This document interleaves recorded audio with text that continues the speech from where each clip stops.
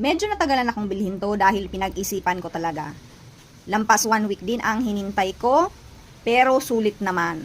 Ang ganda ng quality nito, ang linis at ang pulido ng pagkakagawa. Kung naghahanap kayo ng divider na may rattan basket na, check nyo to. Check nyo din ang reviews ng mga buyers. Huwag mahihiya mag-note sa seller na ayusin ang packaging, lalo pricey ang bibilhin. May white, black, and wood color ding pagpipilian. Ang pinili ko wood sa ibabaw at puti ang body. May rattan basket din with cloth. Ang balak ko kasi dito, gagawin ko siyang coffee corner ni Mister. Sa drawer ko naman ilalagay ang mga snacks at timplahin. Itinabi ko lang ito sa workstation ni Mister kasi habang nagwo-work siya, nagkakape talaga siya. Kasi nga naka-US time si Mister. Sa ibabaw ko naman ilalagay yung mug at electric kettle. Napapaisip ako kung bibili ba ako ng coffee maker. Kung gusto nyo, ilalagay ko sa ating comment section kung saang store ko ito binili.